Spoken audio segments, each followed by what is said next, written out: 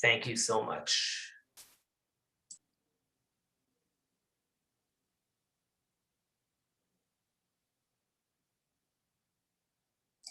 Okay, Esther, you're all set. Okay. Good afternoon. My name is Esther Inyani, and my pronouns are she, her. And I am a faculty member and the director of the School of Disability Studies. So it's my pleasure to be here with you today and to welcome you to the third of a six-panel presentation. Whoa, the third of the 6 panel presentations in the Sex and the Pandemic speaker series. I'm going to just pause for a second. For those of you who don't know me, I have very low vision, and so while I'm using notes, I may pause at different points. So if you could just bear with the slower pacing, I would be grateful. So I'm going to begin today with a land acknowledgement. So as we gather here today to listen and learn from the speakers, to think carefully about what they have to share with us, and to critically debate and discuss their various perspectives, I want us to think about and to acknowledge that we are, the School of Disability Studies is part of on Treaty 13 territory.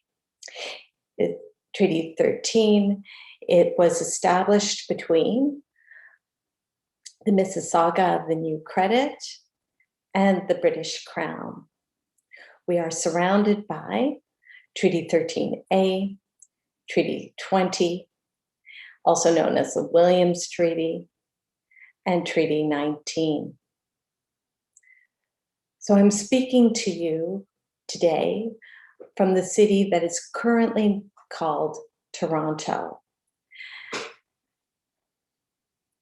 and from the School of Disability Studies, although I'm not physically there, but which is situated within X University. And I'll pause there for a second. And just for those of you who don't know, the university is currently grappling with its with the colonialist legacy of its namesake, Egerton Ryerson. And we're currently in a process of rethinking our name and our identity. So the School of Disability Studies and X University is located in the Dish with One Spoon territory. The Dish with One Spoon is a treaty between the Haudenosaunee Confederacy and the Anishinaabeg and allied nations that bound them peacefully together to share and to respect and protect the resources around the Great Lakes.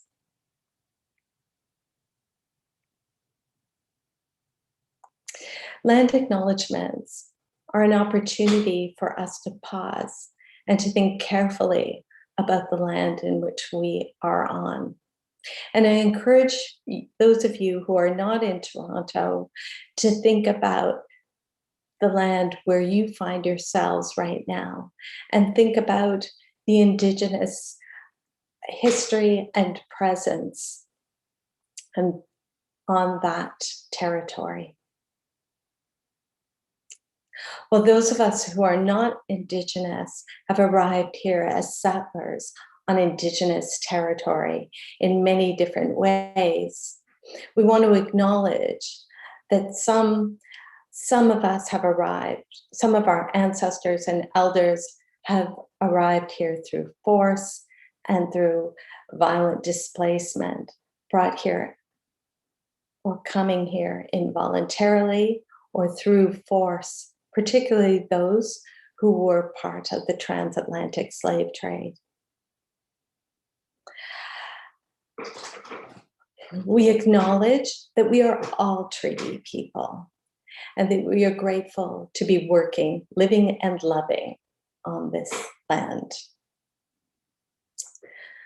So I want to welcome our three speakers today and our audience in this third of this six-part compelling series.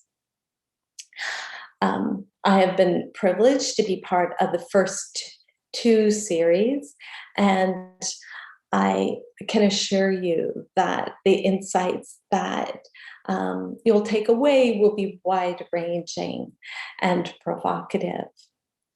The series itself is oriented towards taking up how our understandings around sex, sexuality, and intimacy are shifting and evolving in the context of past and our current pandemics. The work comes to us today by the way of Dr. Ricky Varghese's successful Social Sciences and Humanities Research Council of Canada Connections grant. This grant was an effort to bring together academics, students, activists, artists, and service providers into conversation so that they could share experiences and perspectives that bared and shed light on the topic. Dr. Varghese himself is the inaugural Tanis Postdoctoral Fellow in Gender Disability and Social Justice. The school, Dr. Varghese's work really extends and complements the work of the School of Disability Studies. And for those of you who don't know the school well, our school is an undergraduate degree completion program that brings together many students who've had many years of experience in the workforce, working with disabled, mad, and deaf people, or who themselves have lived relationships with disability, madness, and deafhood. At the other end of the spectrum, the school has now developed a robust history or record of postdoctoral training, of which Dr. Varghese is part. Our work within the school is obviously oriented towards justice and equity for disabled, mad, and deaf people, but it's also interested in generating perspectives that are affirmative and embracing of the disruption that disability, madness, and deafhood can bring to any topic.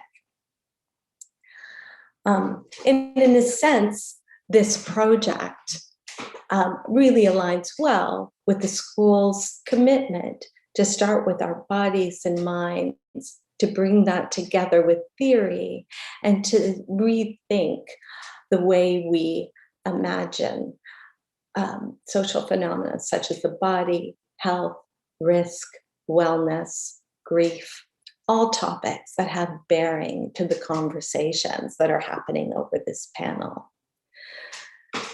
So today's panel is Categorical Splits. I'm looking forward to the discussion that ensues, and I'm really happy to turn things over to Ricky at this point.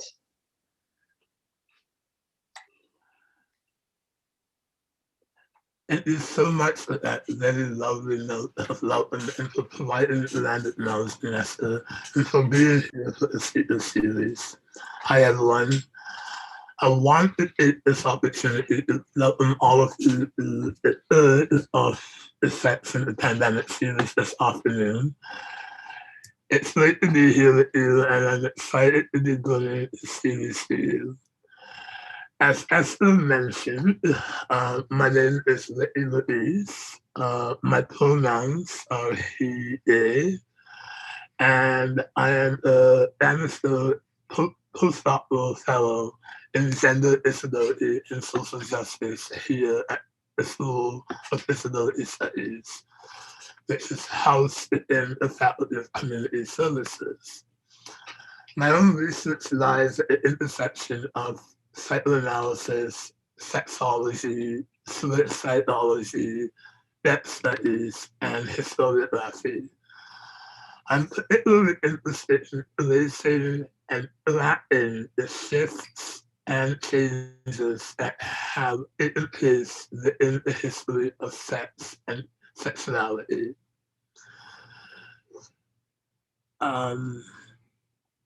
My contention is that every invasion, the history of sex gets reimagined, reconstituted, and rewritten. I believe this was the case with HIV/AIDS, and I sense that this will be the case with COVID-19 as well. While HIV/AIDS is used as a historical template regarding the interplay between sexual life and viruses, I want to make clear that this speaker series is not about underscoring a straightforward comparison between HIV/AIDS and the current invasion. Rather, I imagine this series as a way to explore what it means to live alongside viruses, as we have always done so, from generation to generation and from epoch to epoch. As vaccines become available and accessible to some, a version of an end to this pandemic seems to appear in the horizon. However, taking on a global sensibility, we will quickly realize that the pandemic is far from over, and we will have to find new, creative, and innovative ways of dealing with one another. In fact, my hope is that this series outlines a blueprint of sorts of what living with the perpetual presence of the virus looks like for some of us. What might it mean to reorganize desire as such in these times, especially in these highly mediated times?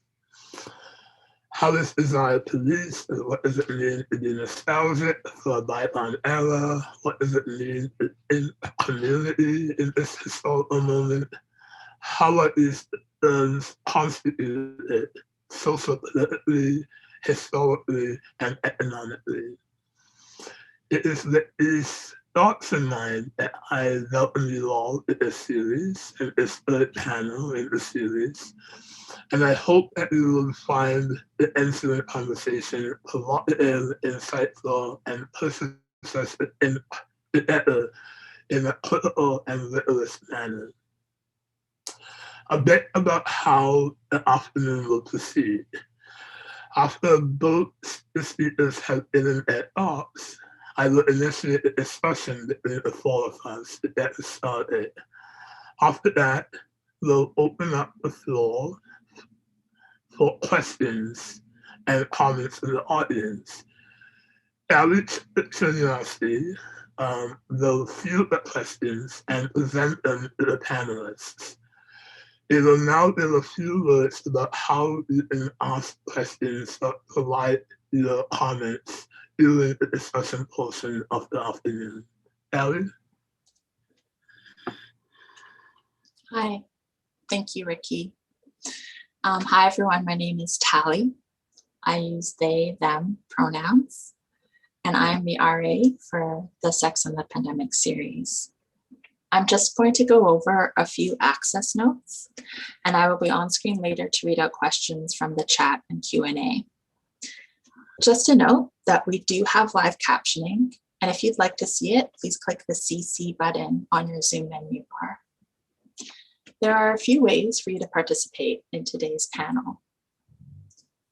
First, feel free to use the chat box to ask questions directly to panelists and to chat with your fellow attendees. Please note that the chat box is automatically set to send messages only to panelists. So if you'd like everyone to see your remarks, please click the arrow next to the button and click all panelists and attendees before you send your text. If in the Q&A portion of the panel, you would like to speak using audio, please press the raise hand button on Zoom menu, and we will enable your microphone at the appropriate time. If you need video on to ask your questions, please just message me or the panelists in general in the chat. Also, Zoom webinars have a question and answer feature. To use this feature, please press the question and answer button, type your question into the Q&A box and click send. You can also choose to send questions anonymously by checking the box that says anonymous below the typing area. We can reply to these questions live or in text via the window. And that's all. Back to you, Ricky. That's for that, Ellie.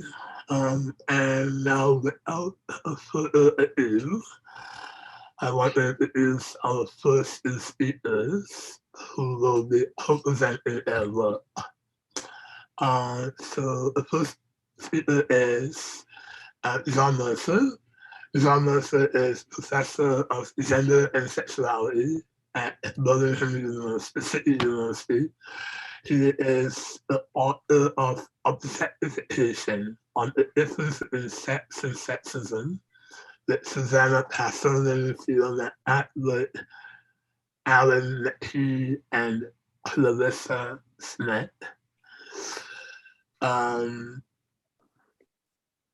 Her poem, Representations of Masculinity and Sexuality.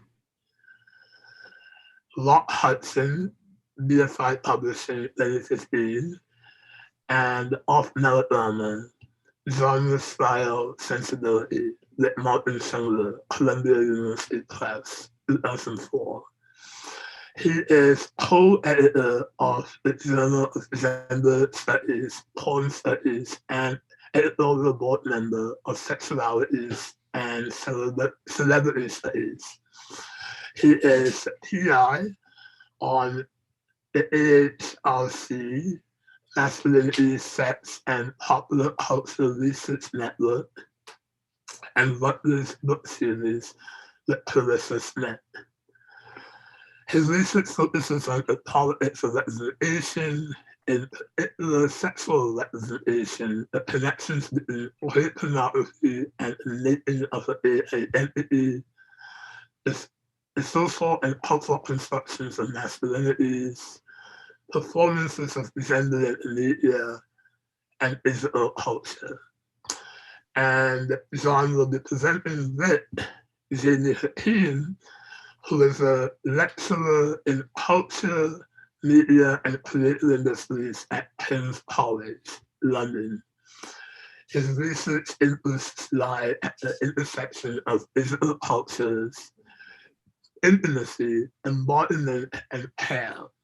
His book, Look at Body, Male Bodies in Digital Culture, was published by Rowman and Littlefield in 2019.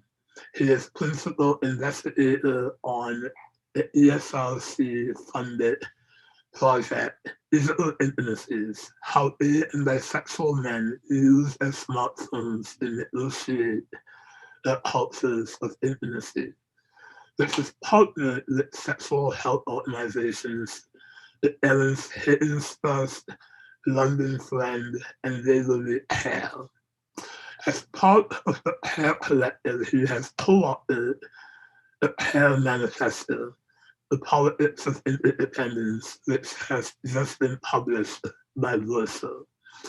And their presentation is titled, How to Not Have Sex in a Pandemic, COVID-19 and Male Sexual Cultures. Hello, everybody.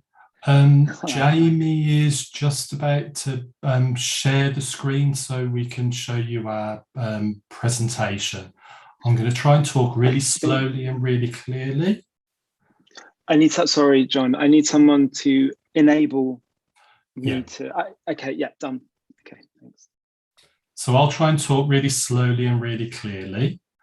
I'm from Birmingham in the UK, which means I have quite a strong accent. So I'm going to put on what we call in England a telephone voice. So you can try, so you can understand me as much as possible. my pronouns are he and him, by the way. So we're going to be talking to you today. Me and Jamie will take turns, and we're going to be talking to you about a live project. So something that we're working on at the moment, a project that started in January of this year and ends in December of this year.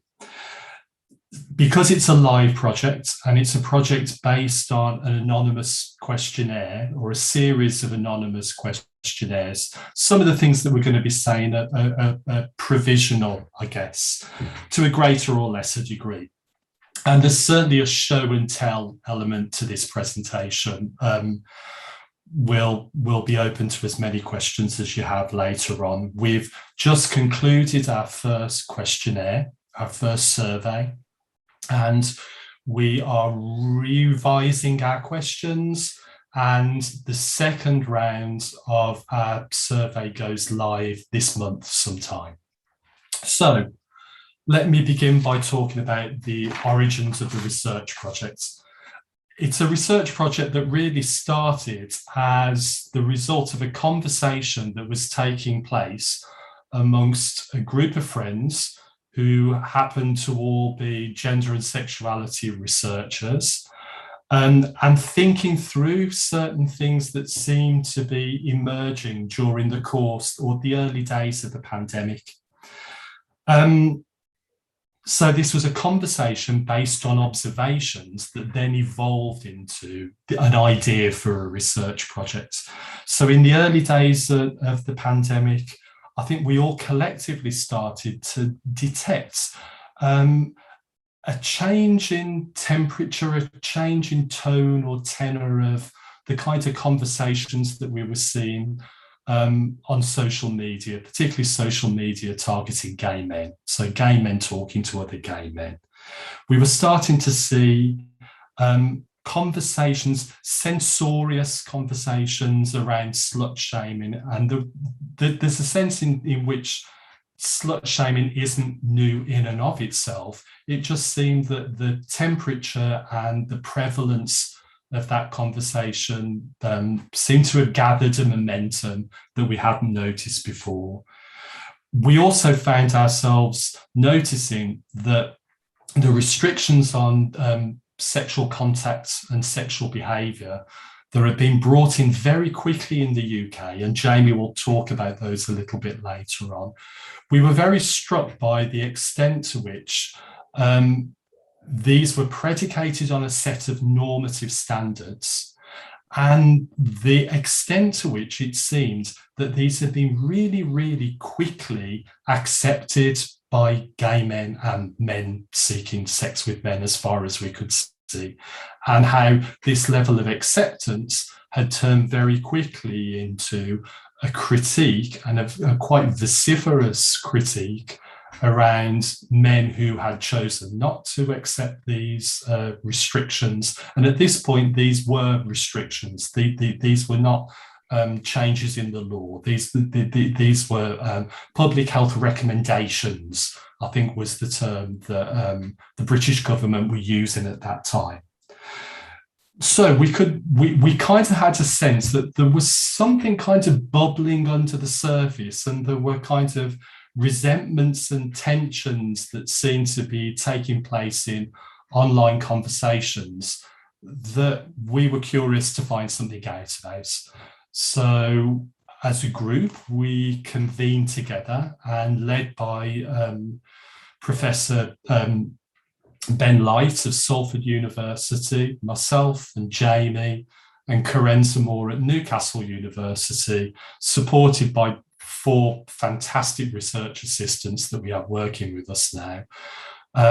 We formulated a research project, very luckily, because one of the primary funding bodies in the UK sent out a call saying they wanted research done very quickly. And I'm going to hand over to Jamie now, who's going to talk to you about that.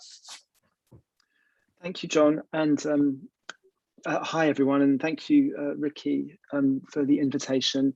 I'm Jamie. Ricky gave me the introduction. I use he and him pronouns, just before I start speaking. So yes, so John, the response that the call that John's talking about was the Arts and Humanities, well actually it was UKRI, the kind of body in charge of kind of administering research funds in the country, did a COVID rapid response call, which this project that John's talking about that we're involved in was a response to. And we were lucky to get the money because we wanted, I suppose, well, obviously we were lucky to get the money. And initially the proposal that we put together, the title was How to Have Sex in a Pandemic. Obviously, I think people in this room are going to know that's a nod to the Douglas Crimp essay. And then public health messaging targeting MSM. Hold on, I can't actually see the screen. Targeting MSN, online dating and hookup apps. Funnily enough, just to quickly say before I explain kind of what the substance of that is, one of the recommendations we had, I think the only recommendation we had actually, they were quite happy with what we put together, is they wanted us to change the title. They didn't want us, I don't think they understood the reference. Whoever peer reviewed it didn't get the reference basically. And so we had to, they thought it was too jokey. And that tells you something, I think, and this is something that's going to come out in the presentation about the nature of sex and British institutions and what can be said and what can't be said when you're doing serious research. And so we changed it to a more serious research question, and I'm using scare quotes for people, called public health messaging during the COVID pandemic. And the rest pretty much stayed the same. And John's already mentioned the survey. There's actually 3 work packages. This is the language of these funded projects. So 3 different strands, because really what the intention of the project is to try and map what's happening in, what's been happening during the pandemic when it comes to gay men and queer men and men seeking sex with men, in terms of their sex life, in terms of their dating app use, and in terms of the various ideas and contestations that have been going on, as John kind of pointed out. You know, this has become, there's been, as there's so much has changed in the pandemic, there has been a shift in tone around what's kind of permissible to kind of for gay men to do during this period. And so we're trying to map that as relatively comprehensively as we can. And so there are 3 strands. The first is the survey, where over the course of a year, we're going to send out 3 surveys. We've already finished one, asking people about what they've been getting up to during the pandemic. The surveys are anonymous, so hopefully we'll be able to capture something with kind of reasonable kind of accuracy or honesty, who knows. There's also, we're also going to find out what they think gay men should be doing. We also want to understand what their relationship to hookup apps and other social media platforms have been, because those digital platforms have been so key during the pandemic. As we all know, we're doing a webinar on a digital platform. Life has been transformed in many ways, and one of them is its increased digitization, which has lots of kind of different implications. So there's that. But there's also another strand of the project, which the team at Salford are kind of heading up. And there's under Ben, there's a team of like digital wizards who are going to do magical things with digital software to try and kind of get a sense of how these issues, whether gay men should be having sex or how they should be having sex, what sorts of sex they should be having. The debates, the online debates that have happened on social media platforms like Twitter. And so they're essentially scraping and kind of searching kind of keywords and kind of getting that information together. So we can get a kind of almost a more kind of quantitative sense of who's having those debates, how heated are they, what are the various positions. And so that's that work package. And then the final work package, which is, I guess, the one that me and John are most involved in, and the one that we're going to be speaking about today, is a kind of analysis, is an analysis not of the online debates, but the way that these issues have been discussed by media outlets. There are 2 kind of aspects to it. One is how these issues have been discussed and debated by media outlets, online mostly online, but also there'll be some print, I suppose, too. And also what advice the public health messaging the Hookup apps have been involved in disseminating during this period, the sorts of advice that they have been giving, what sort of new functionalities have they been introducing to their interfaces in terms of, say, for instance, there are certain platforms now which allow you to show that you are vaccinated. And basically, we're doing a discourse analysis of these two things, and we're trying to unpick and understand what are the key ideas that are kind of underpinning the way that the kind of popular discourses on this issue. And basically that's what we're going to be talking about today. And as John said, these are provisional. We're in the middle of doing this. This is what we're doing is based on a kind of gathering that we're currently involved in of different kind of media representations of these issues. We're doing a kind of provisional discourse analysis, and we're going to offer you and discuss a set of speculations, observations, and the way that the project is being oriented. So the next part of the presentation is this. We're going to be talking through these emerging themes that have come out from this part of the project. And I'll hand it over to you, John. So the first theme, the first discourse or orientation that we've identified is, I guess, unsurprisingly, shame. There's a sense in which this does really surprise me, but nonetheless, colleagues will presumably remember that Jack Halberstam famously described shame as an active rubric of identification. And I think it is still the case that shame is an active rubric of identification, and it's a lens through which to understand sex and sexuality for many gay men.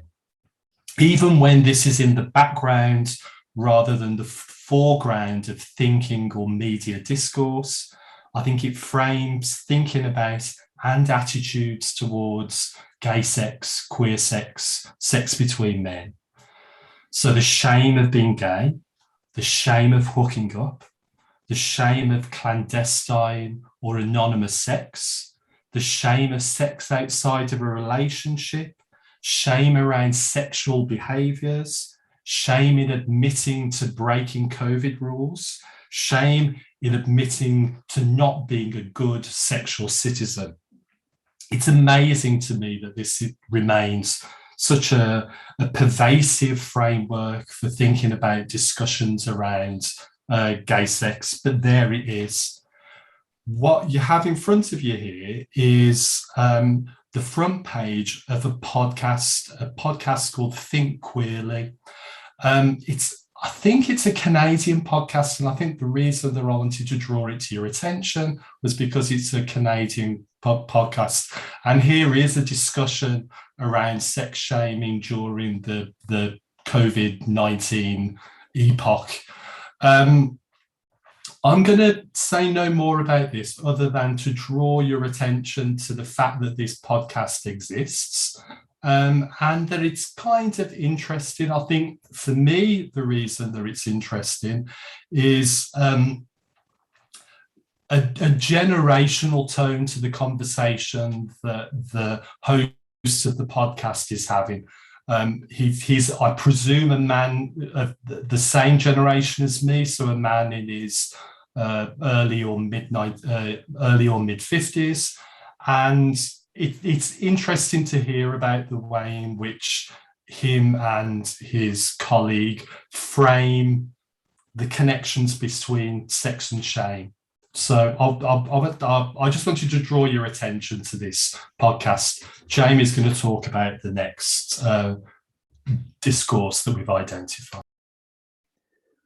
So the next discourse that we've identified relates to what we've called here the logics or rationality of monogamy. And really what this is referring to is the advice that was given in the UK by the various public health officials about how people should conduct their sexual lives. And I mean, again, this is no surprise, but it's an important theme. I think, particularly when it comes to queer cultures, queer cultures of intimacy, I think more generally. The kind of resounding what I think Meg John Barker with a co-author, I forget the name, have called mononormativity, right? So just the kind of naturalized assumption that any sort of sexual that sexual behavior will be will happen within a monogamous relationship, and this isn't surprising, but it's so pervasive and so kind of the only advice that was given by the public health by the public health officials in the UK was this from this Guardian headline, which they were said that the only possible way to have sex during the pandemic was if you were about to go into a relationship and that you moved in with them, right? So a monogamous relationship based in a household. That was it. Actually, what we haven't included here is the kind of counter advice to that, which was the kind of harm reduction advice, that was kind of developed in the legacy of kind of HIV/AIDS from the 80s. There is a fantastic organisation in the UK called Prepster, who put together harm reduction advice for people with different sexual appetites and preferences that kind of exceeded or fell out of these mononormative kind of frameworks. This is a counter discourse which is kind of much more kind of marginalized compared to what the government was telling people to do. Move in with someone and only have sex with them. And we've just included this. I don't know how much people are following kind of the UK news, but this is a recent sex scandal. We still have them here. I think probably you do in parts of North America too, where Matt Hancock, who was the, I think, Minister for Social Care and Health, I forget his exact title, who basically has been one of the key architects of, I'm being a bit hyperbolic, the catastrophe that has been the UK government's handling of the pandemic, and he this is him being caught having a kind of awkward kiss and a grope with a colleague at work, and this is an affair. So this is an ongoing affair apparently that he's been having outside of his marriage. So he obviously couldn't keep to the rules that he was instrumental in setting up. And it was interesting to me that's what forced him to resign, not the fact that, for instance, he let thousands of elderly people back into care homes without being tested or vaccinated, and thousands of people died. It tells you something about the hypocrisy of British culture. But I mean, so this gives a sense of how even how difficult to keep up even supposedly upstanding Tory ministers were able to kind of keep to these mononormative injunctions that they were kind of outlining. Again, another counterpoint that has come up quite a bit in the surveys that we're doing is with the Dutch model, which says that people should find a sex buddy. Again, the focus is still on couples. So I'm not saying that this is kind of utopian, but it does show you that there are different sorts of imaginings of what sexual arrangements might be possible, which completely escaped kind of British ministers. Okay, John, over to you. Thanks, Jamie. So the next theme or discourse that we've noticed has become very prominent. And I think one of the things that you'll notice is as we go through this presentation, they're increasingly the kind of themes or discourses that we've identified tend to lead from one to the other. That there's kind of a narrative running the way through this presentation.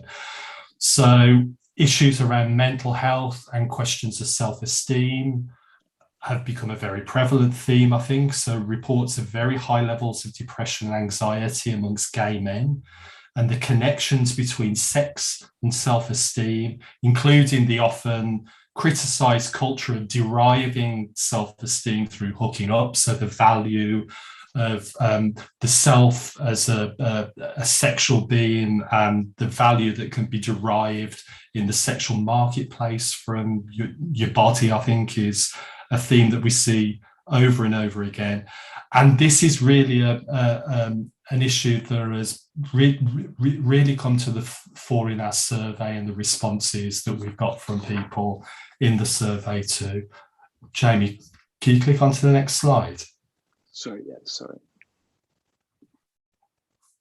What we've drawn your attention to here is an article from The Guardian that kind of dramatizes this really. Here really we can see that the pandemic is bringing into spotlight a public debate around mental health that already existed, that was already well underway. What really has happened here is that this debate around mental health and the mental health crisis, especially amongst the young in the UK, is connected to questions of sexuality here, and the pandemic has dramatized it in a way and provided an urgency for this conversation that perhaps didn't exist before. Over to you again, Jamie. And thank you, John. And so a corollary of that is this kind of sub-theme or associated theme about isolation and loneliness. Interestingly, there has been kind of different kind of takes on this. One is, as kind of shown here in the conversation, and I think this was based on the survey that we saw before, was the idea that LGBTQ people, but especially LGBTQ youth, are facing hostility and loneliness in lockdown. And that's largely because it's often they're moving back to homes where they perhaps can't live quite as freely as they had when they moved out of homes, or they were at universities or wherever they were. And that has made it particularly difficult for LGBTQ youth to kind of live during the lockdown. And certainly they're not able to connect with other LGBTQ youth for sexual or for non-sexual reasons.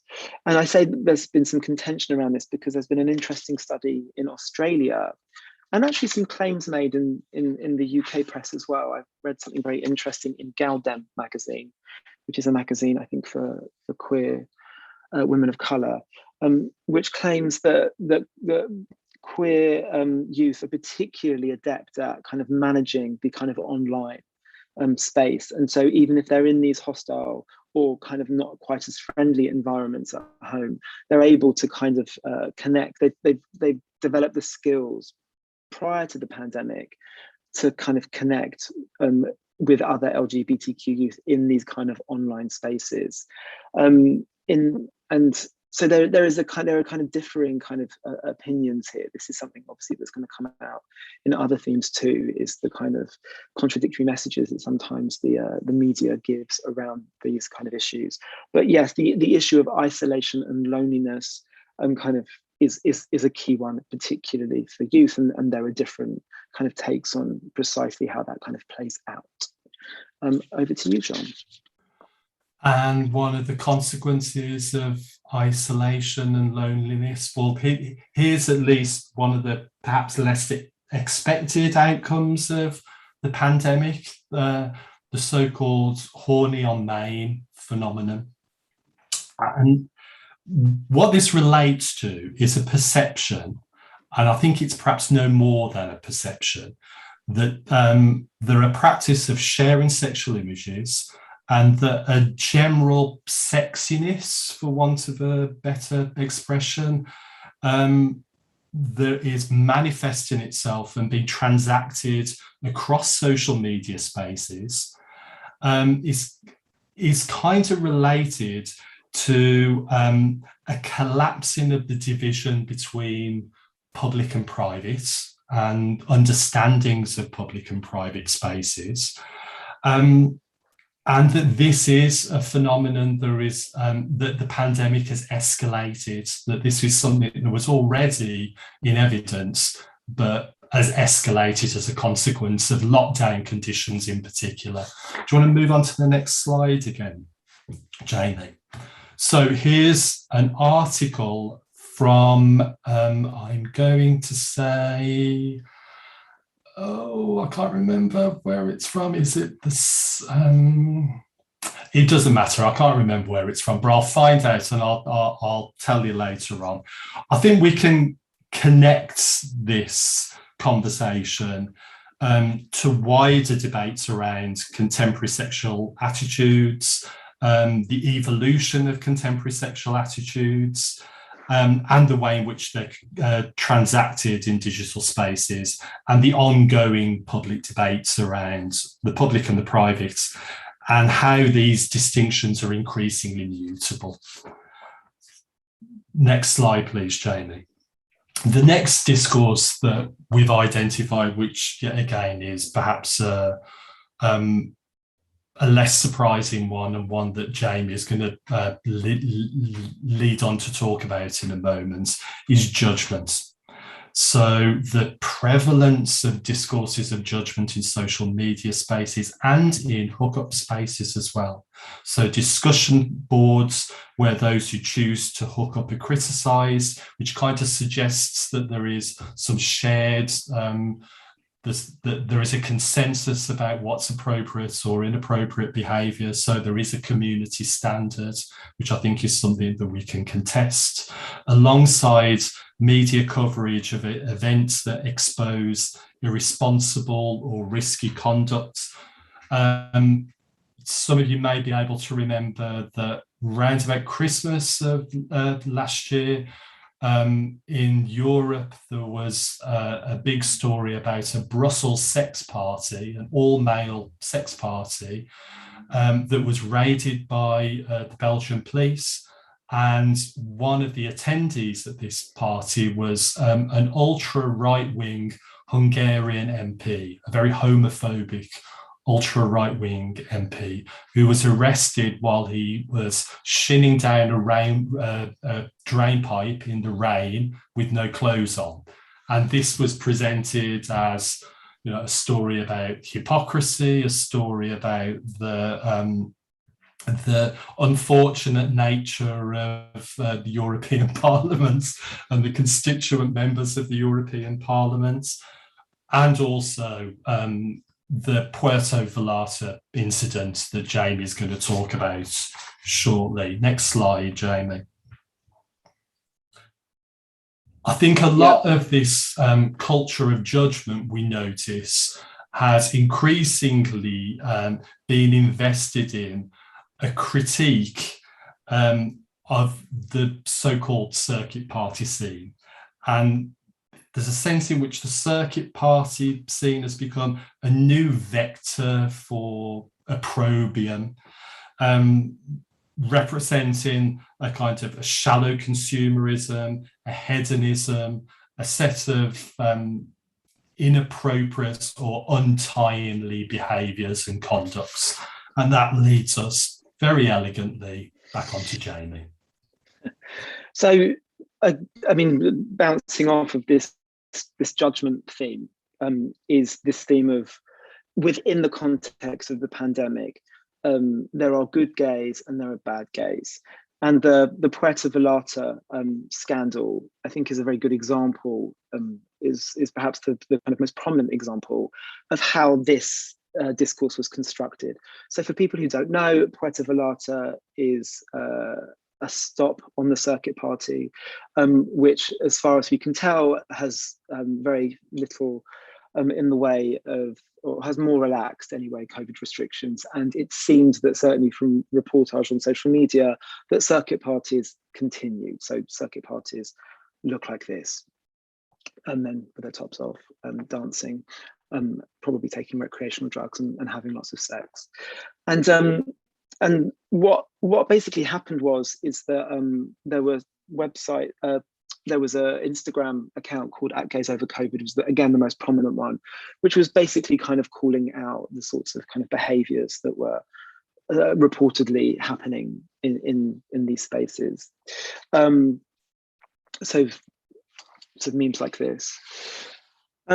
And, you know, I think, you know, this was interesting to us because, you know, the kind of I think there's a lot to say about circuit parties, and certainly there's a lot to critique. But what's been interesting to us is the way that they've become as a kind of vector for a figure of a gay man who is so hedonistic that they party at the expense of life itself. And this has a long history in gay culture. Larry Kramer's Faggots is about that. There have been various kind of iterations of this figure, from the people who are involved in chemsex to so-called prep whores, to so-called bug chasers. So whatever the issues might be with circuit parties, what we found in the pandemic is that they've become a kind of focus for this rearticulation of this discourse. And I think that's something that's interesting for us to kind of pursue further as we continue with the project. And this is, I think, Leah Herrera, who's an artist who does these kind of text-based Instagram posts. So he describes the circuit party here, as you can see. That flesh industrial complex of parties and porn has always hidden a culture of nihilism and death. I mean, I think there are various queer theoretical kind of perspectives that look at the death drive and jouissance and gay sex, but I'm not sure that's necessarily what's happening here. And the kind of teasing apart this discourse, I think ultimately what we see as a problematic discourse is going to be a continued orientation of the project. Okay, John. That kind of leads us on to a set of questions or a set of debates around community values and community ethics, I think. So there's a sense in which here we're returning to the vexed question of a gay community. Is there such a thing as a gay community? Does a gay community look like this happy picture of rainbow flags, people, a mixed, diverse group of people? So the vexed question of a gay community, a contemporary digital ethics, which I think is a background to many of these debates. These are both kinds of very prevalent themes in our research. So who represents a gay community, and how comfortable are we, or how comfortable should we be with mediated versions that tend to focus on circuit party stereotypes, for example? And alongside the broad absence of a digital ethics or a fit-for-purpose sexual ethics for the 20th century, I think has really, 21st century, has really been exposed this year. So I think this kind of image of a happy, heterogeneous collective feels thin and unrealistic in the present moment. I think the pandemic has revealed, and certainly our research is tending to reveal, how very atomized gay and queer lives can be. So let's move on to Jamie talking about contradictory reportage. So this is just a quick point that, perhaps unsurprisingly, in the age of clickbait reporting, yellow journalism, intensify, yellow journalism 2.0, you might call it, but there have been kind of just contradictory messages across this kind of emerging data set that we're putting together, and where the focus is, this is no surprise this is Media Studies 101, that they're chasing headlines as opposed to kind of doing the sorts of kind of serious or rigorous work in order to kind of attempt to kind of accurately reflect gay and bi men's sex lives. And so you get headlines like this, basically that gay bi men are having more sex during the pandemic despite the COVID risk. Again, this kind of gay men in pursuit of sex over life. And then you get this, gay and bisexual men are having significantly less sex in the age of coronavirus, according to a new survey, though some haven't changed their sexual habits at all. And this is an interesting thing for us, where these contradictions are, around what discourses do these contradictions tend to kind of aggregate. So yeah, that was something we've noticed. John? This is a very quick point to make in passing. I think one of the things that researchers and scholars will have noticed is that the minute the pandemic hit, essays were being written at an industrial pace, in actual fact. I think we, in the early days of the research, given that this is a 12-month project, but in the first few weeks of this research, I think we started to worry that we were a little behind the curve rather than ahead of the curve, because essays were being published very, very quickly. One of the things that I think that we have all collectively noticed is that queer theory and a queer theoretical perspective that has engaged so extensively with all of the topics that we've talked about up until now, is amazingly absent in the literature at the moment. Queer theory seems to have had no impact on the public conversation at all, as far as we can see. That queer theory is not being operationalized in any kind of way is, to say the least, a bit of a shock, I think. So let's move on, Jamie, because that leads us to AIDS parallels. Now, this is a very complicated picture, and we can't really talk about this in sufficient length, given that we've probably got less than 60 seconds to cover to cover this as the presentation is coming to an end. I think the primary thing that we would want to say here is that parallels are being drawn across media reportage between the COVID pandemic and the AIDS pandemic. The AIDS crisis during the 1980s. Next slide, please, Jamie. So, for example, this article in Time magazine, where the connections are being drawn in kind of quite a superficial way, but very, very prominently pointed to. One of the motivations for us collectively to do this research was a collective reflection that it seemed extraordinary that in terms of public health messaging, the British government didn't seem to be drawing on the expertise that there was in the British gay community in terms of the collective experience of the AIDS crisis and the trauma that people still carry. And I think that trauma is reflected in some of the survey responses that we've had. The way in which there is a connection, I think, between the AIDS crisis and the COVID pandemic is kind of an ironic one. And it's the ironic position that the Terence Higgins Trust has found themselves in terms of the way that they have found themselves delivering a quite surprising public health message to gay men. And that leads me on to Jamie. So, yeah, I mean, John's talking about here the advice. So Terence Higgins Trust, those who don't know, is the leading kind of HIV, AIDS and sexual health organisation. It was sprung up as a community organisation in the 1980s and is now reasonably institutionalised, I would say. And they advise people in the wake of the kind of the government advice.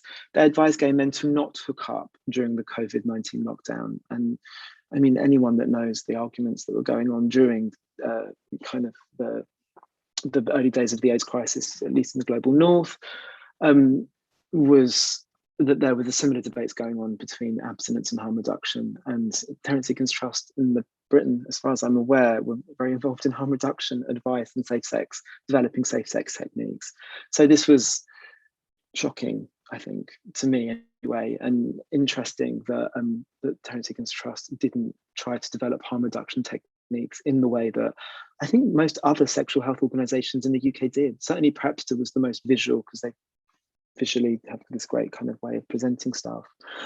So yes, this was a key theme that emerged out of the research that we've done in terms of looking at public health messaging. The idea that the leading UK sexual health organisation didn't give harm reduction advice. They gave they told people to abstain. And similarly, there was a real kind of, they also advised to kind of have digital sex. And this was something that I think has been explored in different arenas, both public health and popular media. And one of the interesting things for us is that there's been a long kind of a prevalent discourse that sex in digital spaces has been particularly harmful for gay men in terms of the addictions it causes, in terms of the inauthentic connections that it kind of generates. And so it's been an interesting turn of events given that last 10 years of how dangerous the digital is for gay men's sex lives, that people have been told at this point only to have sex via digital means. Over to you, John. So we're coming to the end now, you'll be pleased to know. And this really, what's changed or what is going to change is really the question that is preoccupying us now. And for various institutional reasons that aren't worth rehearsing, our project started a little bit later than we expected it to. So we've had to pivot in terms of thinking about what our focus is as we've moved along. And that's actually worked pretty well for us, because I think that has enabled us to really understand what the contribution is going to be that we're going to be able to make as a result of this research. And I think it is going to be a focus on thinking about how behaviours, how sexual conduct is going to change as a consequence of the pandemic. Part of that is thinking about whether it is going to change at all. A lot of media reportage is really kind of fixated or invested in this idea that the pandemic is such a profound rupture that things really are going to change as a consequence of that. Some of our survey respondents seem to suggest that they can't wait for business to get back to usual. Certainly in the UK, business as usual isn't going to be even remotely viable anytime soon, even though on Monday, apparently, it's Freedom Day in the UK.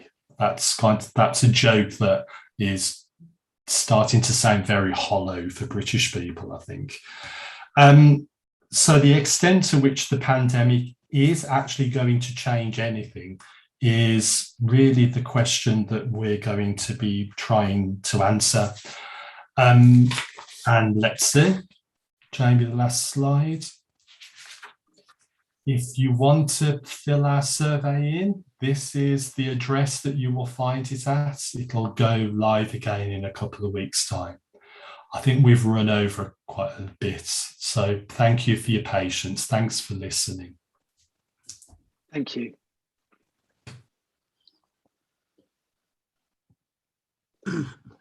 Thanks a lot, Jamie and John. It was a very thorough and I'm really interested to see the direction this research is going in.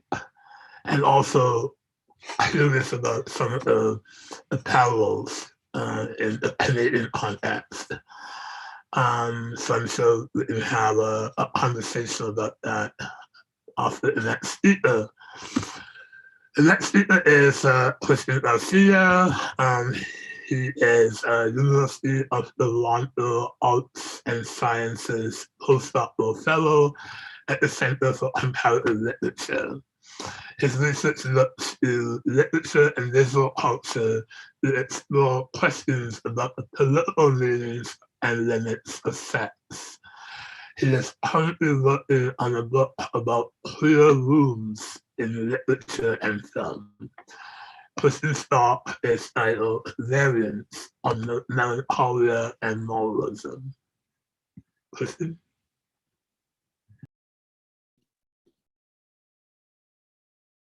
Hey everyone.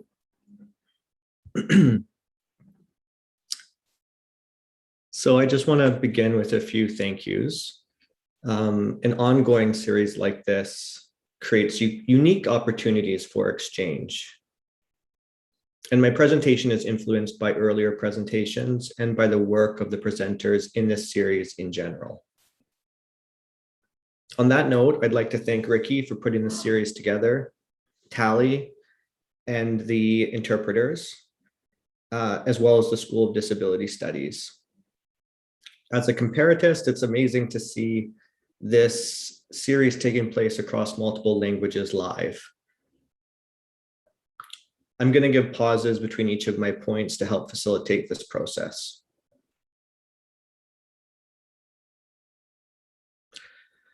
So one of the comments that came early in this series was about the sort of ambivalent feelings one of the presenters felt in being asked to present on the pandemic as an academic in the pandemic. And I think that, that resonated with me. And I think one of the reasons it did is because opportunities to understand our research in relation to a crisis like the pandemic, it's hard to know how to digest that opportunity when the pandemic is also adding layers of precarity to your life. Another way of putting that is that an opportunity to some is just an extra layer of precarity to another. And of course, these disparities exist within the academy as much as within the wider society. And so I say that as a word of solidarity with others navigating different types of precarity within the academy, including postdoctoral researchers.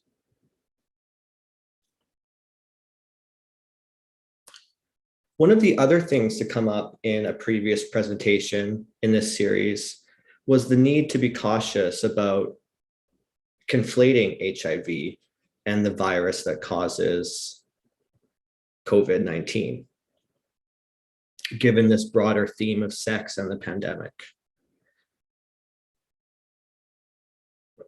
As much as being something that circulates in the world, HIV has come to represent a set of historical and culturally bound practices for reading that world. In particular, scholarship heavily influenced by US intellectual and cultural institutions offers a set of methods for thinking about the slippery ways meanings circulate between bodies in viral times, echoing Ricky's earlier opening statements here. My own presentation draws on that slipperiness to offer a few fairly loose observations and arguments about sex in the pandemic, and in particular, how pandemic discourses feed into the construction of gay male political and sexual identities. One of the main tensions I'm trying to work with is how during the pandemic, especially, pleasure and responsibility have been unstable categories depending on who they refer to. For some people, in some contexts, pleasure looks like responsibility. So I'm thinking here, for example, of a myriad of performances of good quarantining that took place on social media and the media more broadly. But for others, attempts to do what is right and what is best and safest for themselves is seen as a threat to the greater good. Just one example is, park encampments where unhoused people are creating shelters for themselves. And these are torn down.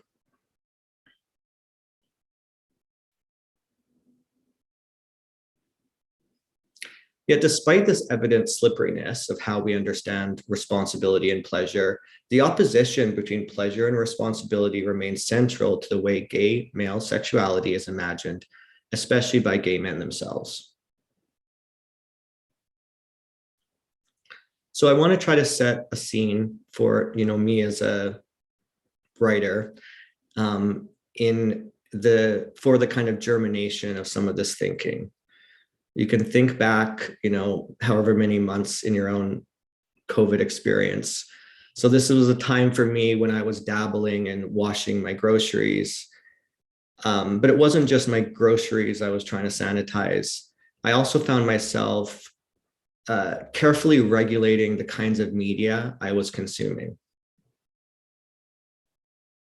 you know, a lot of the stories that Jamie and John presented, like I just couldn't deal with it, and I just didn't want to even begin to kind of process some of those, you know, news stories. For example, I found myself, for example, watching a lot of binge watching Murder, She Wrote.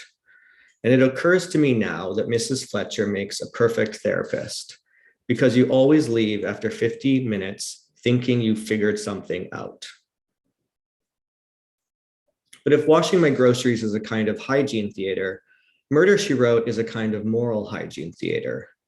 Part of the pleasure of the show is the illusion created by various hints and clues throughout a given program that allows the viewer to think they can predict who the murderer is.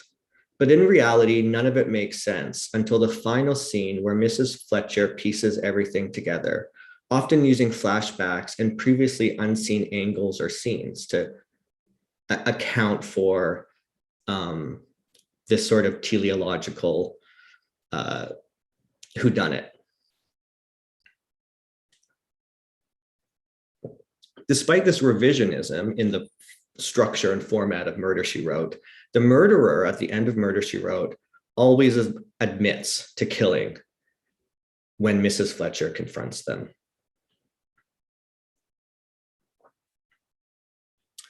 So within this sort of hygienic world that I'm trying to paint as a account of myself, one thing that kept creeping into this sterilized physical and moral world was the phantom of partying. So there's lots of overlap here with Jamie and John's presentation. The examples I give here are the Puerto Vallarta party boat. You know, there was a headline, Puerto Vallarta party boat sinking, explodes gay internet. And this was gay men partying in Puerto Vallarta, and their party boat sank. And so this was a, you know, something that circulated with glee in social media. And then, of course, there was, as previously mentioned, the Gays Against COVID Instagram account and narrative, where I think what started as an account for gays who are resisting and flouting the restriction rules somehow became co-opted by a zealous group of people outing those very partiers, and, you know, calling the cops on the different parties they were having.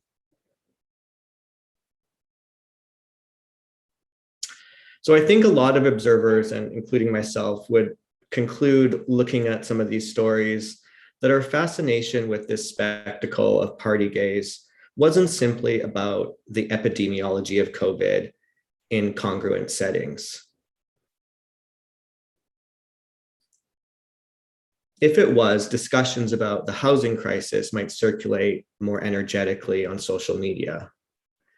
Instead, it reflects a fascination with a different kind of morbidity, one in which partying is merely the symptom of a much deeper complaint.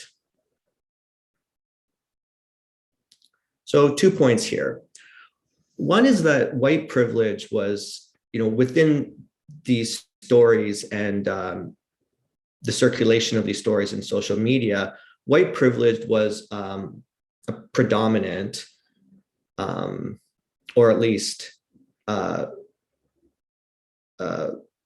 know, a very present lens through which gay partying and COVID, the phenomenon of that was being understood.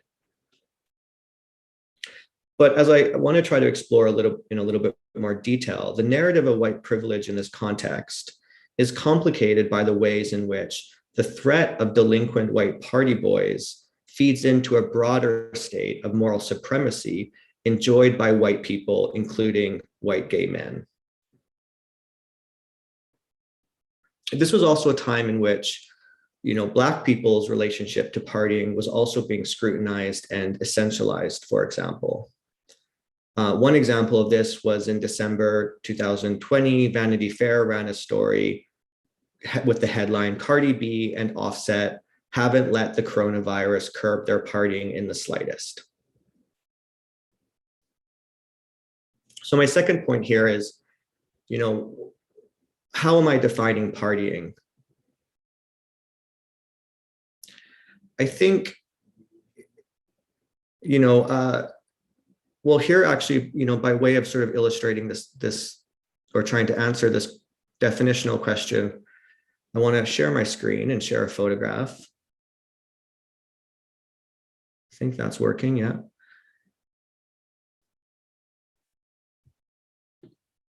So the image is of, I'm not sure how many of you will recognize this image. It's comes out of a Alberta political story. And it was called the Sky Palace, scandal. And the Sky Palace is this, what you see in the picture, which is a large rooftop terrace, which is a part of the facilities of the Alberta legislature compound. And you see in the picture, Alberta Premier Jason Kenney sitting around a table with a group of men who are cabinet officials.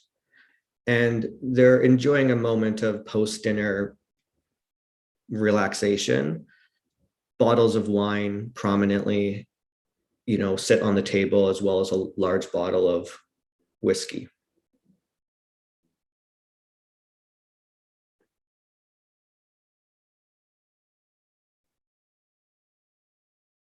So, one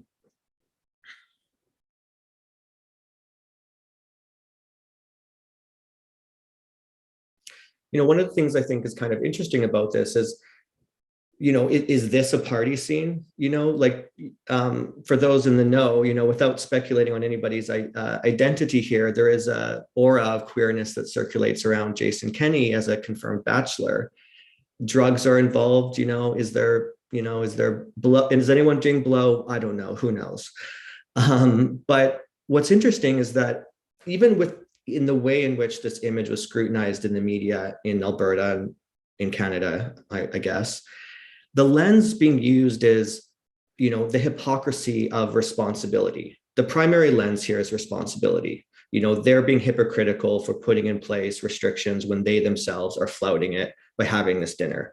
And there's a huge debate because it was outside, so they didn't break any rules, but at the same time, at face value, they're doing what they're telling everyone else not to do. I don't think any of us would hope that we were at that dinner. And so it lacks the same kind of push and pull dynamic that I think, qualifies our understanding of a lot of the other examples of partying I've given, whether it's the offset party or the gay party boys in Puerto Vallarta, where it's a disgust, but also a kind of, I think a kind of, FOMO. But this image is just, safely contained within a discourse of responsibility. But my question is, why don't we understand it through the lens of excessive pleasure? These men's identities are also constructed by pleasure. And yet that lens seems woefully absent in regards to this particular picture. And you can see the Sky Palace in this. And these other photographs, it sits atop the skyline of Edmonton.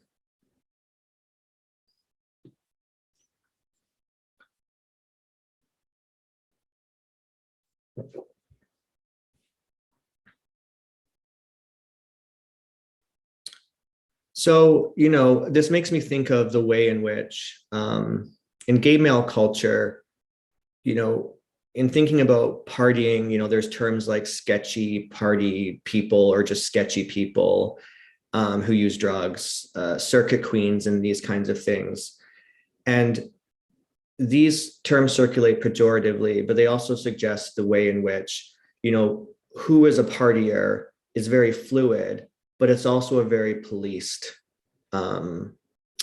it's also these categories are also very policed within the gay community itself.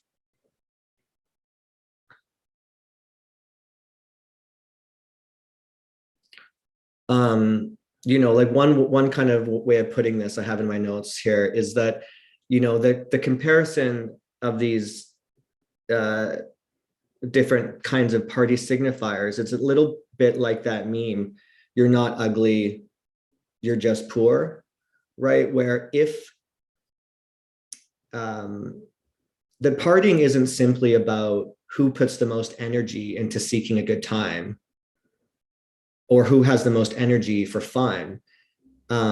Those who have the least amount, it has to do with those who have and don't have capital within the moral economy of responsibility. So, in other words, I'm playing with the looseness of partying and how it's a very shifting, malleable signifier. But in some sense, it involves any combination of drugs, sex, and a congruent setting.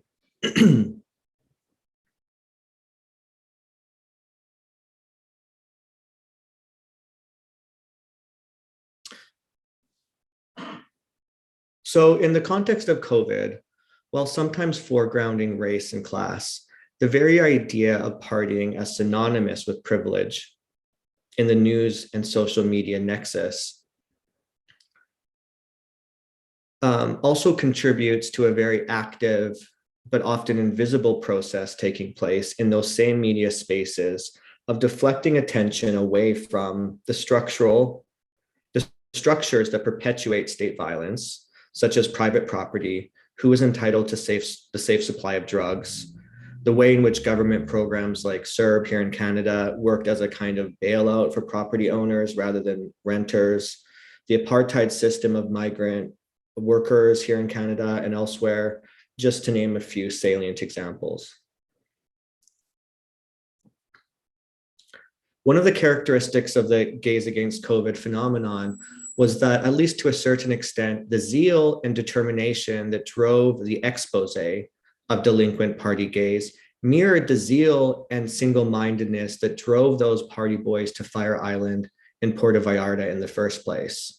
There was a kind of snake eating its tail quality to this enjoyment that we all partook in, even just as witnesses reading these stories or scrolling Instagram. In other words, the narrative was driven by identification as much as by simple repudiation, longing as much as disgust. It seems appropriate then to suggest that in any attempt to try to understand the problem of individualizing what are structural forms of violence, it is helpful to try to understand the forces that drive self-reproach in times of mourning, especially when we are mourning when what we are mourning doesn't seem to add up squarely to what we are being told we are mourning. So by this, I mean that a lot of the mourning that has been taking place during the pandemic, I'm arguing, has to do with life as it was before the COVID crisis, rather than in relation to what has been lost as a consequence of restrictions or whatever else. In other words, the pandemic has put into relief the forms of loss that we were dealing with before COVID entered the public arena.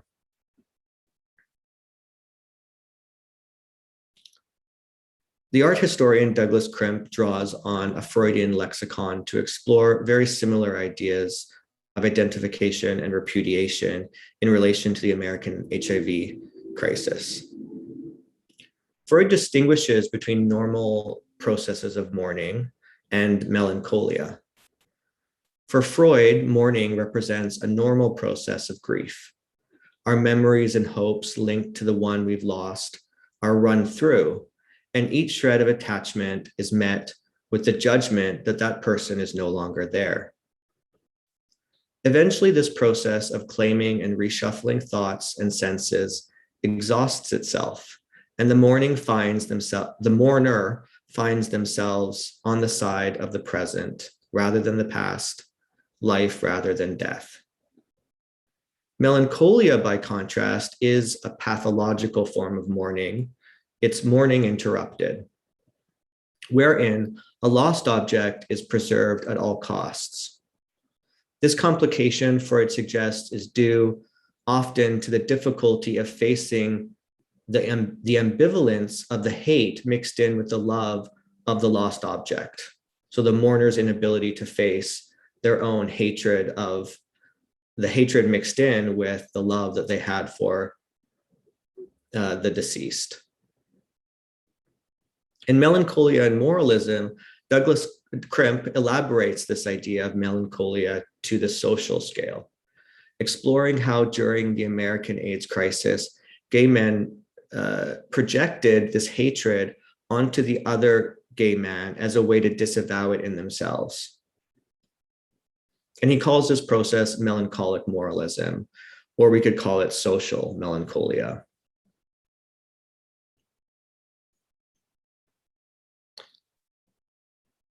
So Crimp gives a number of examples that many of us might be familiar with. Conservative white gay men professing their dismay of the shallowness of gay male culture more broadly and its obsession with drugs and sex.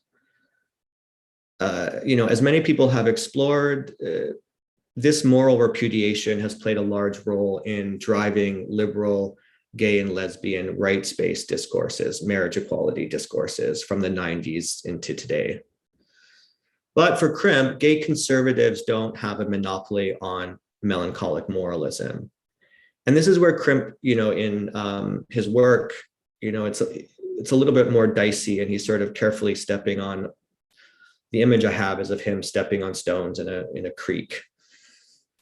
In the chapter Mourning and Militancy, Crimp discusses in detail his involvement with ACT UP New York City. Crimp observes that the generation of gay men seemingly most devastated by HIV, his own, was also seemingly more politically apathetic than the younger, more militant generation who populated the ACT UP meetings he was going to.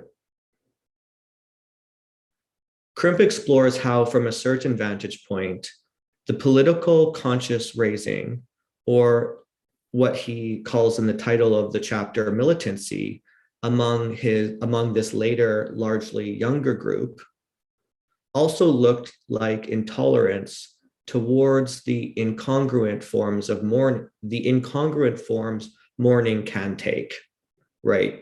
Here, mainly, it's the silence of this older generation, which is read as political apathy. But we could also include, joy, sex, and drugs. So Crimp gives an anecdote about that I think sort of illustrates his thinking on this. This is Crimp speaking, quote, "Last year, one of these young men said something to me that said it all. A group of us had seen an early 70s film at the Gay and Lesbian Experimental Film Festival and went out for drinks afterwards. The young man was very excited about what seemed to me a pretty ordinary sex scene in the film. But then he said, 'I'd give anything to know what cum tastes like. Somebody else's, that is.' That broke my heart," Crimp continues, "for two reasons. For him, because he didn't know, and for me, because I do." So what do we make of this heartbreak in having tasted cum on Crimp's part? There's probably a number of ways of reading this. Crimp doesn't really elaborate here, but I think for me, it has something to do with maybe the idea of thinking about cum as a kind of object of queer mourning, right, in opposition to melancholia. Crimp goes on to observe that regimes of safer sex and the moral opprobrium that sometimes went along with it seem to provide this younger generation with a feeling of being deeply connected to other gay men. And Crimp calls this a substitute. It speculates that this actually looks a lot like a substitute libido position. The paradox of safe sex is that by withholding sex, cum attains a social utility that as an ingested substance, it lacks. It becomes a metonym for an ideal of queerness as social good. Put in practice as an object of mourning, cum doesn't a family make. The anus makes a spectacle of wasting cum, and of cum is waste. You never have to go very far. In the era Crimp was discussing, or our own, to hear of the corrosive effects, indeed the heartbreak that chasing sex imposes on the queer community. I imagine that the literal taste of cum gives Crimp a way of ritualizing the loss of what sex, sexual culture doesn't deliver. So here we have the tension between mourning and melancholia. Crimp is able to use the cum. It becomes a means of bearing the ambivalence, the love-hatred of being queer. Whereas for the young interlocutor, it is preserved as an unrealistic, unattainable ideal. I'm just going to take a very quick access break here.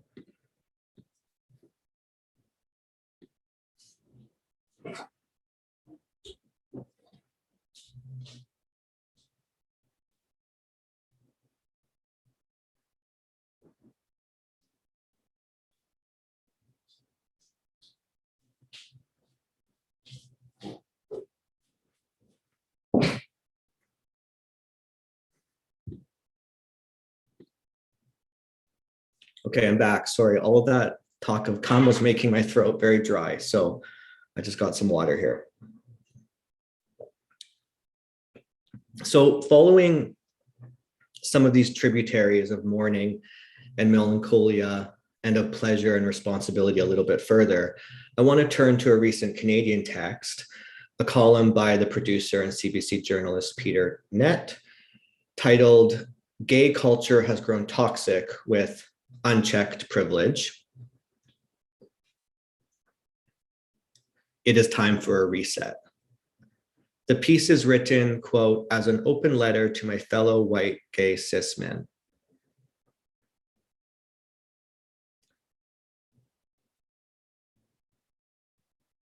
Its point of departure is an account of the failures of white cis gay men to meet the demands of the COVID crisis and the Black Lives Matter movement.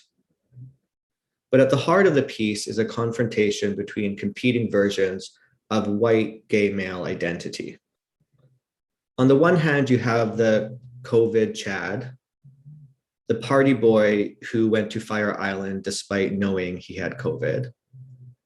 And his name isn't Chad, but it's COVID something else, but I wanted to anonymize it, and I thought Chad was the most appropriate name. And on the other hand, Larry Kramer, whom the article centers as a model for a renewed, resurgent queer political consciousness. The article is emblazoned with a fiery image of Kramer standing at a lectern, one arm raised in the air in the midst of fiery oration.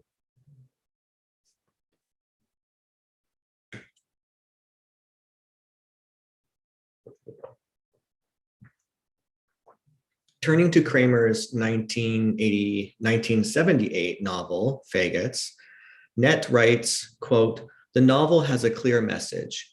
Gay men need to start loving each other instead of being so obsessed with getting fucked up and literally and figuratively fucking each other." It also felt like it had a lot to say about gay culture today. The novel, he continues, was dismissed by many as puritanical and self-loathing for its criticism of gay men's obsession with vanity, promiscuity, and recreational drug use. Yet when AIDS hit a few years later, the same words of warning sounded almost prophetic. End quotes.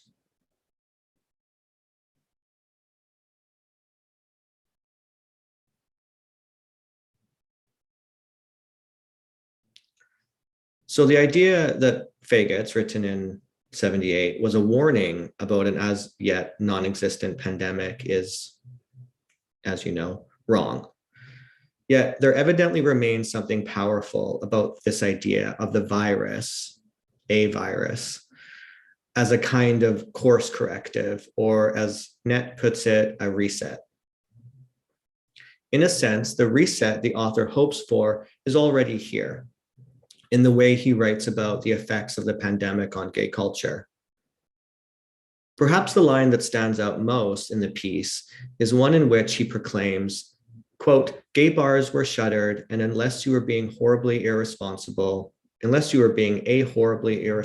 person, Grindr was no more."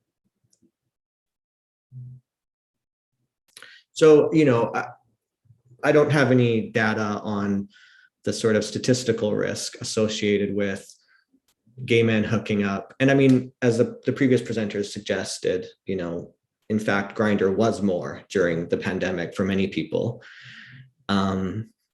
First of all, and I don't have statistical information on sort of the risks associated with, two people who may live alone hooking up with one or two other people or three people versus the risk of,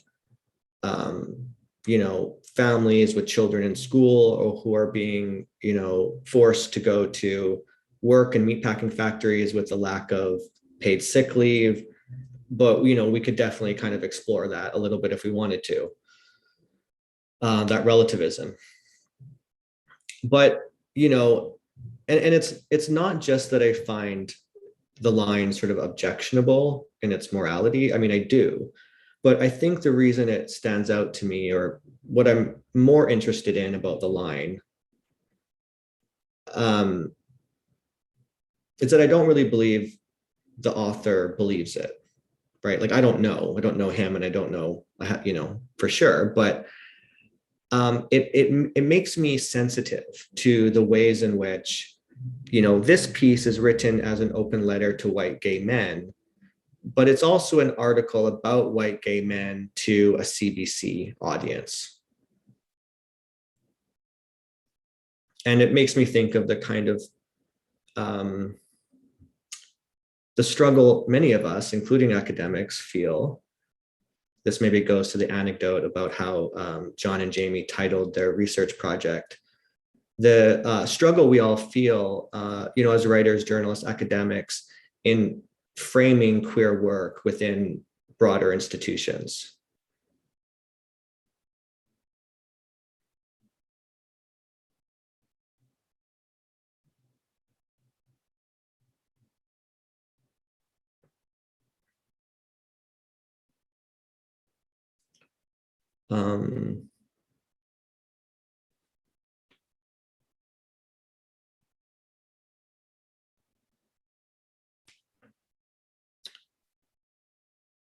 And, of course, Crimp himself explores in detail, I think I come back to this, but Crimp's research often points to the way in which, the privilege of certain gay men was attained by renouncing the delinquency of other gay men. So whether it's the resurgence of marine life in the Venice Canal, or, the idea of sort of rediscovering the meaning of family and home for white collar elites working from home, the fantasy of COVID as a kind of moral reset has been a perpetual leitmotif in COVID imaginaries.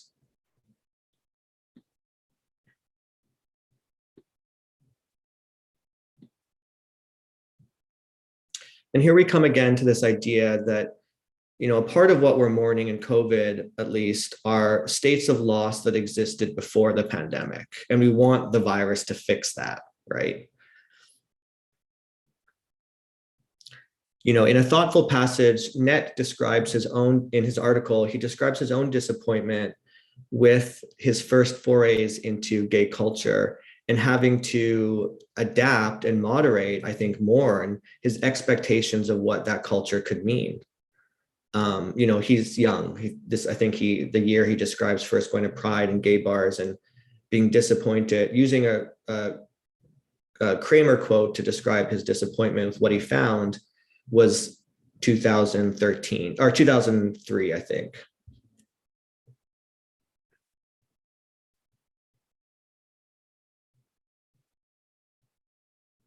So the loss of gay bars and Grindr only retraces a deeper pre-existing loss of what those places were and could never be when they were open. In the melancholic position, or in what Krimp calls melancholic moralism, this ambivalence, instead of being mourned, is foisted onto another. And the internal dilemma of both loving and hating the gay experience or culture, or one's own desire, is denied.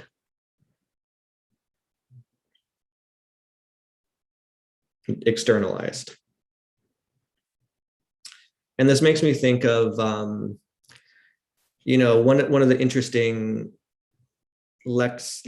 terms to enter the Grindr lexicon in COVID was people putting on their Grindr bylines, not hooking up during COVID, which is a little perplexing, I think.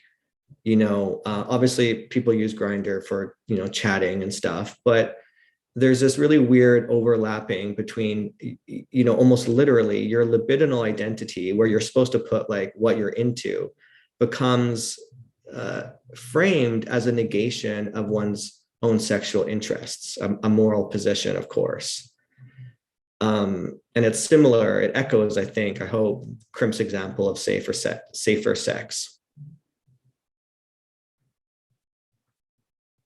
So it's worth, I am nearing the end of my presentation here, but it's worth trying to say more about how white gay privilege is imagined in the piece, because I think it says a lot about the corrupt state of liberal responsibility, including white liberal responsibility as it stands currently in COVID times generally.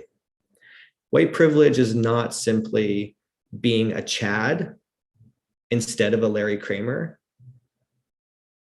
It is the way in which queer morality perpetually centers and recenters queer history as a struggle between, on the one hand, the fantasy of this sort of murderous pleasure vessel who is able to cast off all concerns for the other in pursuit of hedonistic pleasure, and on the other hand, a prophet like Mrs. Fletcher, who always knows where the bad is.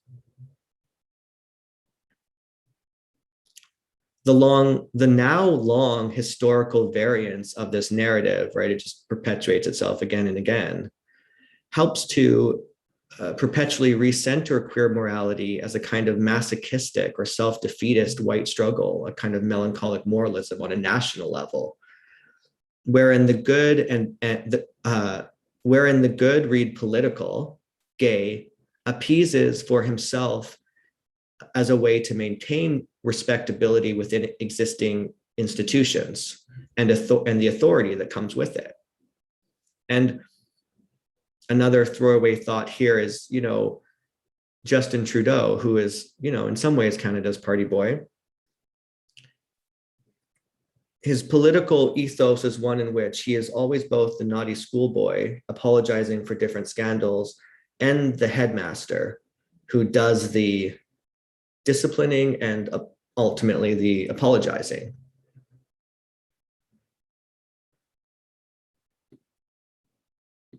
So this is, I hope, speaks to the complicated dynamics at play in white people in general, but here my focus is white gay men professing their own white privilege, in as far as gay men policing the way other gay men lack political consciousness has historically been a key way for certain gay men to maintain positions of privilege and capital within institutions like the media, academia, government.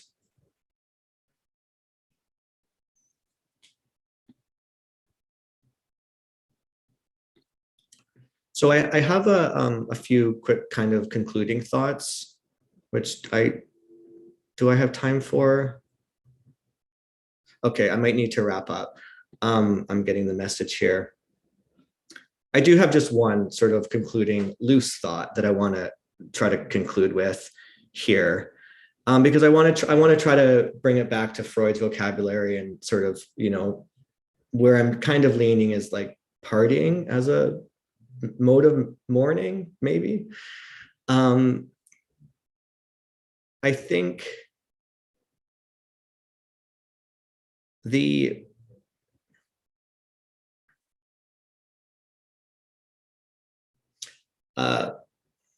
okay, I thought I had more notes on that, but it's just gonna have to be from inside here. But obviously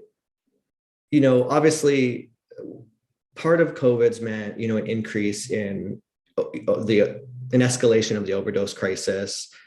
There's discussions about people using more drugs now during COVID than before.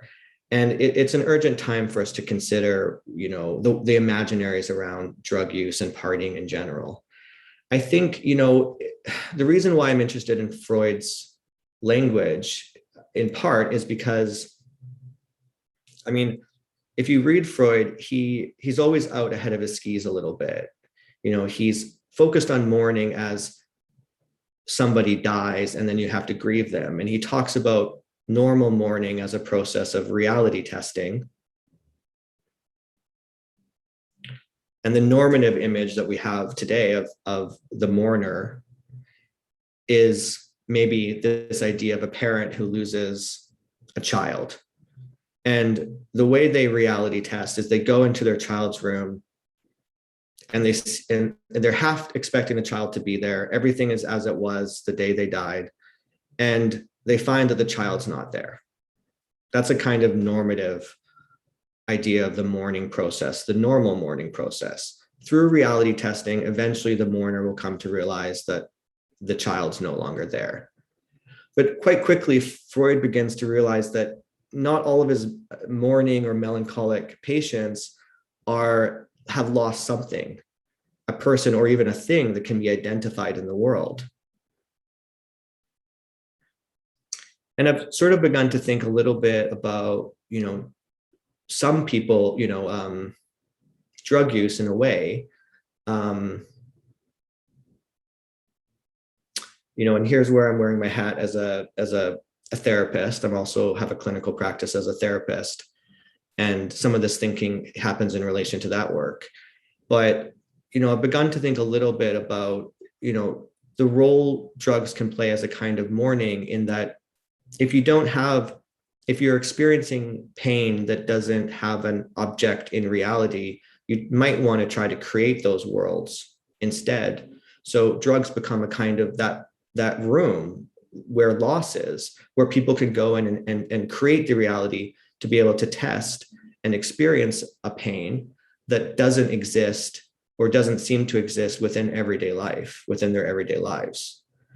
And, that's not a universal statement about drug use, but just a potential way of dislodging some of the dominant narratives of drugs as a kind of escape or as being just about pleasure. For people who are, one of the assumptions we need to interrogate is that partying and drugs are only about pleasure. Anyone steeped in these cultures, whether as a researcher or a practitioner, knows that they involve practices of repetition, which are not pleasurable. And to say that that's just a consequence or a negative symptom of that, or a byproduct of that, I think would be wrong. And then very finally, the point, maybe if there's broader implications for my research, is that the question is, how do we create spaces for mourning within discourse, when it's much easier for there to exist spaces of melancholia, right? We see how easily it is. One example, that is salient at the moment is we see how in relation to the residential school, discussions about the residential school and the quote unquote discovery of burials in those places, we see how easily it is for the state to take up the mantle of public mourner or mourner in chief. It's actually quite almost seamless for them to do that. I would imagine that for the victims of the residential school system and their families, there's a tension between the nationalistic melancholic mourning, right, where atrocities of the state are woven into a narrative of progress, externalizing the evil into the past would complicate and potentially foreclose the processes of mourning for these victims, when processes of mourning don't share the same coherence that melancholic forms of moralism do within national and political discourses. Thank you.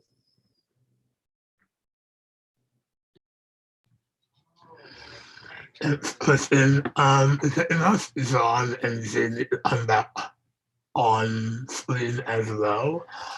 And then there's so much in all of the presentations, and I eventually had more time to have a more robust conversation. I suppose I have one question, and maybe if you have a bit of time at the end, a question from the audience. But I suppose the question that I have is about the idea of the spectacle that this pandemic has become. In a way, this pandemic, unlike any other kind of epidemic or pandemic in the past, has been experienced by us by watching it unfold on social media, on news reports, on Instagram, on Facebook, Twitter, whatnot. I'm curious about how much of the constant mediation informs how we respond to it, whether it is by shaming or judgment or whatnot. So I suppose that's my question, and maybe you can have some responses. I think some time ago, kind of really early on, I think I kind of very flippantly said to somebody that what the lockdown kind of gives you a hint of is what the apocalypse will be like. And the apocalypse, it seems, in Britain at least, will be really boring. It'll be presided over by unbelievably mediocre and incompetent men, or nearly all of them men. And in actual fact, there isn't going to be fire and earthquakes, that people are going to kind of just sort of wither and die because it's so unbelievably boring. And I kind of feel that that in part, at least, the kind of excitable responses there have been to things like the Puerto Vallarta incident is people hoping that things will be more exciting than they actually are, that this kind of very atomized and contained sense of self-isolation kind of lends itself to people looking outside, because something else more exciting than this must be going on. I don't think I'm alone in finding lockdown and the pandemic not only kind of quite wearing in terms of your mental health and your spiritual state, it's really, really boring. That's my 2 pennies worth anyway. I mean, yeah, that's a really interesting question, Ricky, and it goes, I suppose, to the heart of what John and I are doing. And I guess one of the things that I'm personally interested in about mediation is what it makes people do. That's the interesting thing for me. And certainly politically, I think what's been interesting about the way that the pandemic, certainly in the UK, has been mediated and so on and so forth, is that the politics that it's generated, the people that it's put on the street, are kind of the lunatic fringe of the alt-right, essentially. And so the only real kind of marches and protests that are happening outside of Black Lives Matter, which I think is an interesting kind of contingency that's happened in relation to the pandemic. But in terms of pandemic politics specifically, it's been kind of anti-vaxxers. And I think there are a lot of people who kind of share the sorts of perspectives that have been discussed at this here.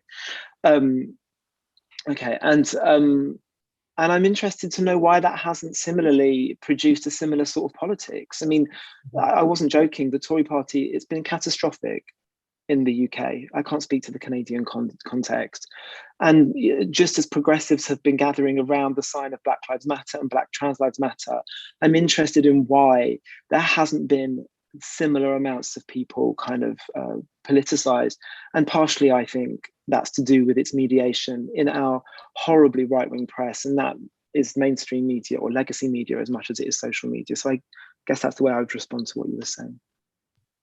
It's certainly true that the levels of compliance that we have seen and that our survey reveals are incredibly striking. The extent to which there is a widespread, an almost unanimous acceptance that the way things are is the way things have to be.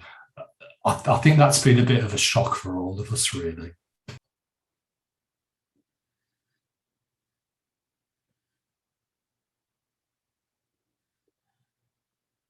Do you have any final words?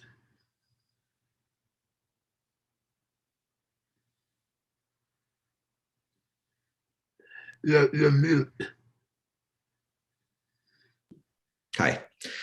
That had to happen eventually, didn't it? Yeah, sorry to be I guess, I think when you write a presentation, you always kind of, there's places you hope it could have gone. And I think as far as my presentation goes, I think that if there's, lessons to learn from the scholarship on HIV/AIDS, the best scholarship on HIV/AIDS, it isn't a morality test of morality. It actually helps us rethink the ways political bodies and political things circulate, right? And it changes what counts as political, in other words. And it makes sense of a layer of, like, I'm not sure I'm so preoccupied with the idea of, like, why aren't people acting in X political way, but rather thinking about the middle ranges of agency and the way in which viruses sort of can help us do that. Like, how do we make sense of the moment where, like, lady who's been, like, middle-class person who's been isolated in their home, washing their groceries, and just, like, hasn't left the house, goes outside for a walk on their one walk, and then a bus pulls by and there's 15 people on the bus wearing masks and a driver. Like, how do we make that understand that is a political moment, and how do we kind of, as academics and writers, sort of elevate that into the discussion, I think is a big part of what I'm fascinated in. And I think drawing on, like, the amazing work of HIV writers and scholars on this panel, that's what I'm interested in, is sort of like politics as assemblage and archives, and I think there will be a lot more work to be done, I think, hopefully on looking at those middle ranges of political identity and agency. So I should just quickly say that I am interested in the politics of the everyday, mostly in my research. I'm just curious as to why there hasn't been an act up in this moment around questions of COVID and care. But I agree with you, Christien, completely in terms of the politics of the everyday. Mm-hmm. At the very end of our panel, I feel, and I want to apologize to the audience. I wish we had more time to take audience questions and the responses to both these presentations that were very, very rich and compelling. I just want to thank everyone for coming out. I want to thank the speakers, especially Jean, Jamie, and Christien, and the Access Support team, and the audience for being here. I hope this is helpful and productive. And the next panel is on Friday, August 20th, same time, same Zoom channel. And I hope to see everyone then. Thanks a lot. Bye.